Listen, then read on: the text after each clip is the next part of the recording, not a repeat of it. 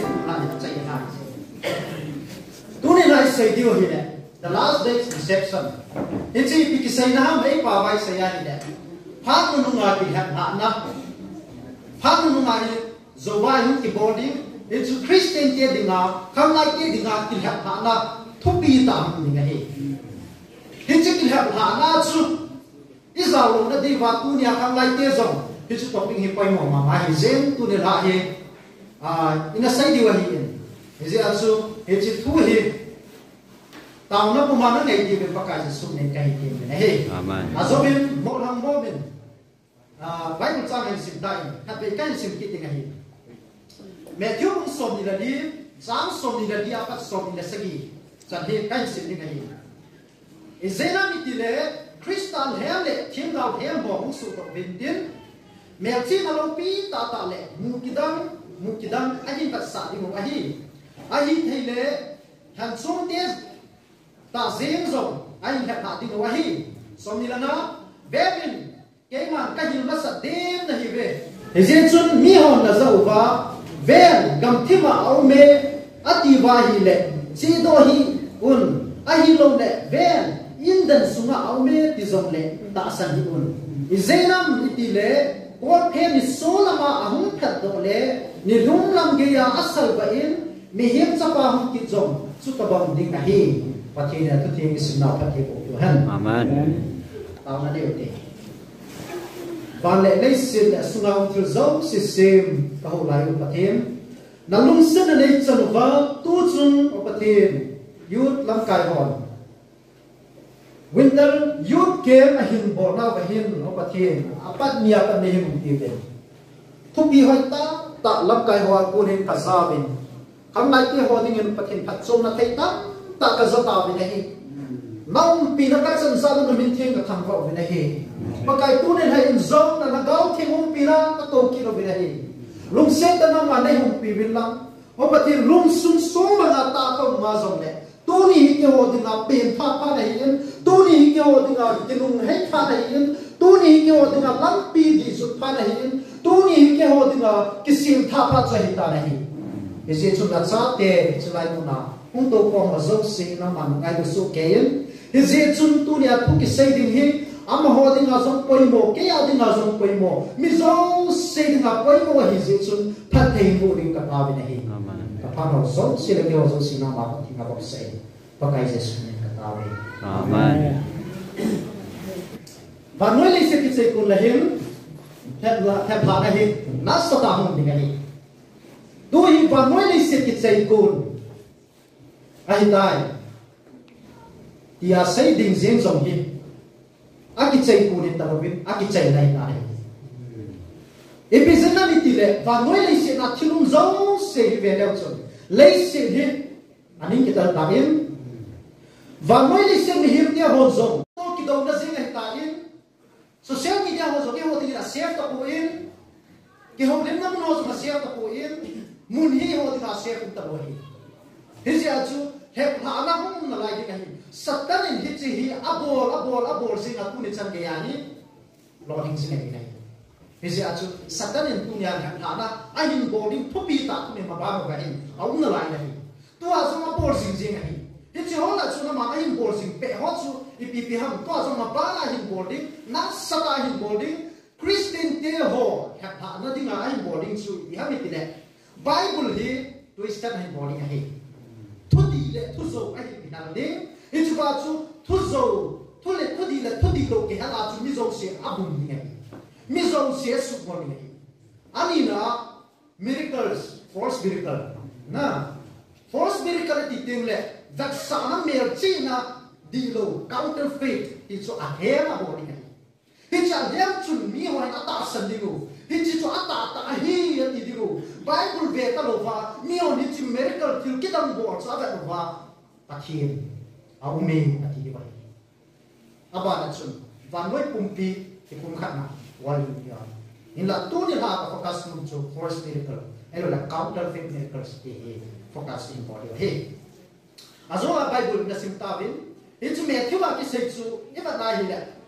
crystal hem le thiên đạo hem đó đi ngay na hong so da undin at yai le Jesus ông tâm pi hung đồ thì cái gì đấy.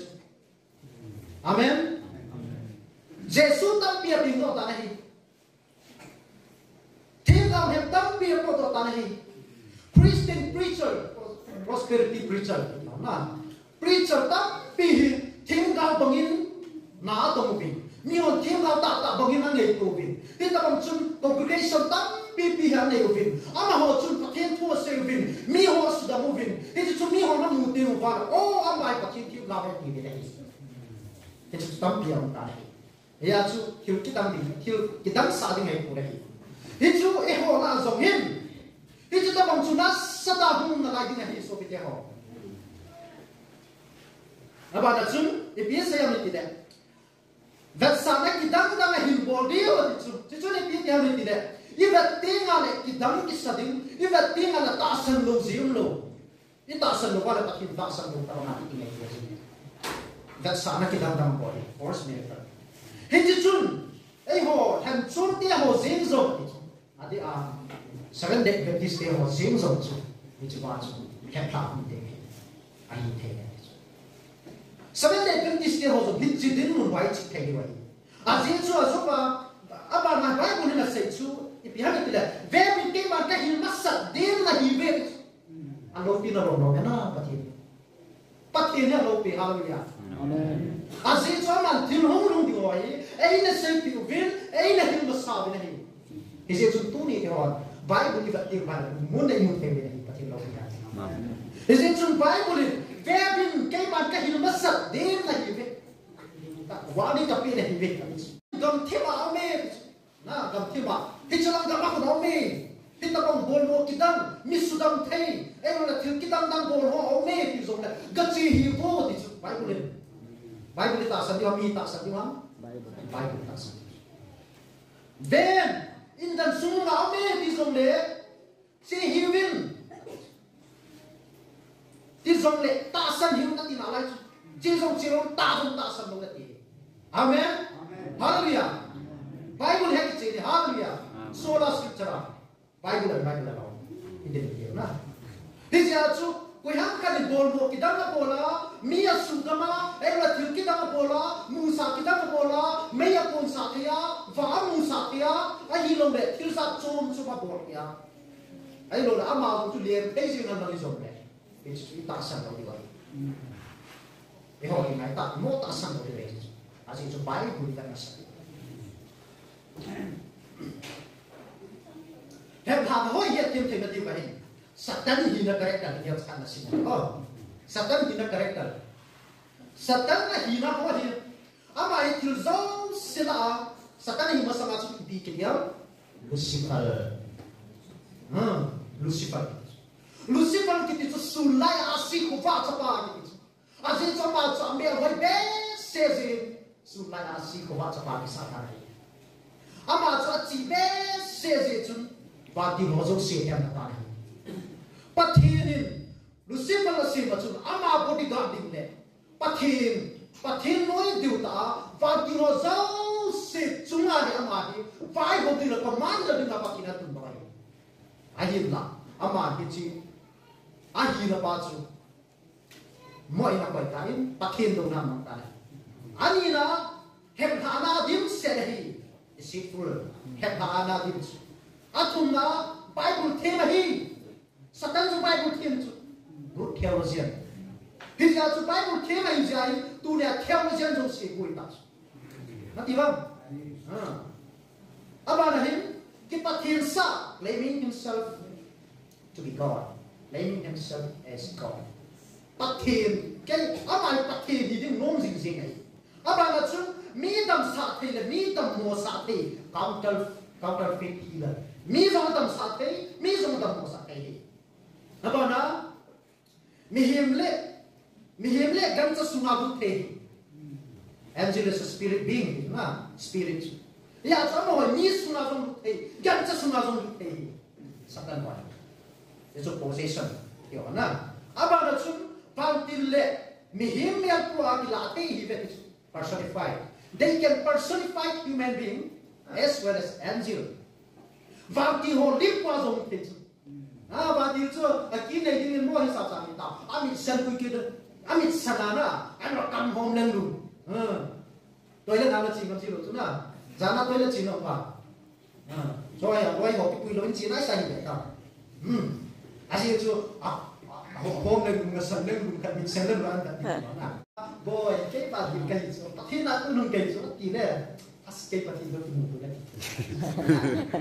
chẳng hạn ya chứ mình hiểu mình qua dùng thấy đi cái một cái hết vậy hết giờ chứ anh nhìn nó tông dùng này hết giờ chứ cả lát mình hết mà thì xem dùng xe lão ấy bên chính bên anh xem bây giờ anh thấy không phần context là đầu tiên lấy xe context về giống leo hẳn lấy xe để cùng sáng hụt về được rồi sai như số này đang cầm hồn mình tăng đi hồi hết bạn nói lấy xe đi million years ấy là billion years thì giống đó ấy vào mà cái hồi vào thắt đại sự vậy cùng sáng hụt về đi cùng sáng hụt về anh là ta chút đi chẳng cái đó chịu được tu nên hết ta hồi hin cho tăng cái chút cái hồi cái tâm sao cùng ra để tâm là ba anh là ba cùng sống sẽ gì họ biết mình chính tao cho very highly intellectual tao chính tao kan khô tu là lấy sự tu là hết tao sang tao anh là tu này em cùng ngã cho bằng hồi hi để ya mình thấy là em mình lại cho em vào cùng sống thung ba biết gì cho cùng sống thung ba biết mình bận cùng ngã khác mình thấy là cái này đấy cùng sáng cùng vào lấy sự là nó chết ta sao chứ năng là cái cùng rất hẳn hình lâu bị để gì nè ấy hồ thì ngài định bị tiếp lâu chứ đi ra chúng ta thi đi Bible thì ấy hồ thì ngài ý kiến là điều này đi vật con đi vay kiểu ấy hallelujah nè ya sola scriptura Bible là đâu cái gọi apa là chứ Bible là phần sát thì đâu làm pidang đâu hết Bible thì ama ở đây yên abolin Bible các cái sinh cho ama ai các ta đi cho father of lies Satan did so what he done. You are of your father, the devil is. Khi họ ba, ấy bảo với nó, khi họ ba ra tiền họ này về thì lấy chứ, na bao diablo là chứ, na, and your will is to do your father's desires. Anh nó họ lung tung xong chú, na bao diablo lung tung body cho hi, tu là bảo tiếng đầu chú. He was a murderer from the beginning. And has nothing to do with the truth. Nothing to do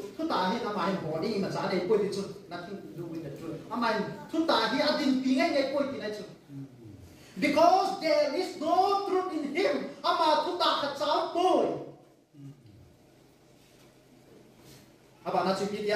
When he lies, he speaks. Spelling mistake. Oh, sorry. He speaks according to his own nature, for he is a liar and the father of lies. John cũng cái sáng sớm như thế, lâu biết là về bài bình sáng. Na, lâu biết bài bình sáng. Ama thì dầu hồ là dầu bul bia, dầu hồ ba thì, bây giờ ý kiến hẹp mà họ dầu. Vàng tiền họ thua họ cả cái hai, ý chơi hẹp. Idan hona he mul he pa ngai ka adam le picture na eze chun tu nia ino na na to is chai le se pom pi ha ke tam bai ta ni tu ni him ku ma cha pa kin tu dia chi mong ta ko na he second Timothy pung li chang thuma pa chang li ba nai le for the time will come when they will not enjoy sound doctrine pa hung lung di hi mi hon doctrine di na doctrine hoi akin mu zo lo dio but according to their own desires, because they have itching ears. Tu lại bắt thiên tu say là chúng nhiều ai abil kur tha ta bom. Bắt thiên tu đi quỳ mang ngày bom. Why? Satan is working so hard to deceive us. Satan ini orang na sata apa hi? Amai Bible thema hi, kalau sen tem tahi. Na Bible is Bible itu nama anda simaya Satan ini nalu timanya dari kuat di tesu. Til cuma nunggu pasal tesu. Ya Bible itu sim di tema. Spirit of profession anda sim di tema. Tahu mana ni? pakai Yesus Kristus zeta zongsu amahin Bible mangsa na yang tahi Yesus Kristus yang zongsu Bible mangsa aman het thea hi if you can use the Bible to tell Jesus Christ right after he got baptized ama baptized chanzu ba chu gam dai da ma chu Yesus Kristus ada ba chu Bible chang man chu a chu ni ai na mahin Bible chang a chu Yesus Kristus bei lu da chu ahin pakai Yesus Kristus theologian pathina hi satan tam sa da chai thina hi Yesus Kristus in ama tam changin ama kam changa punin achamin thua sei punai hallelujah hallelujah amen amen hallelujah amen achamin thua sei punai he used only Bible and Bible amen Bible bang se bang ilahi Jesus Kristus Deuteronomy punin ala doin Bible chamo to satan je na ne gal jota amen hallelujah amen ya satan hi theologian hi agang nga tuta le ahem hin chopol na hiyen ain che ain chopolin tu khangin adi to kilo doctrina mizo se akum tu chata ne hi ne temba adi to kibang doctrine e ba cha di helao di ka ngi na o ngai no ma adi na ahi ba ma chu hi kha ta doctrine bang bang hi ama hi ki pathin sa hiyen first miracle, counterfeit miracle. Na, bol mo kitang dam bol isu amahin. Ahin lahin cuma hiat diuhi. Miracle sun jauh se hilai se cuma itu miracle bol tamatam su. Bol mo kitang bol tamatam su. Na, ahin lahin hiat diuhi. All miracles are not from God. Hallelujah. Miracles bol mo kitang mo se pathina pun ko, pathina pun mo. Apa mungkin? Oleh bol kita mesti pemdiutan, pakai Yesus mina padufa, tidak hirko padufa, ain bang la dufa, Bible sampai hoya taufa, John 3:16 na taufa, mai sama simsi keva, turun tapi pi mai sama piufa, so makan hai tapi ufa,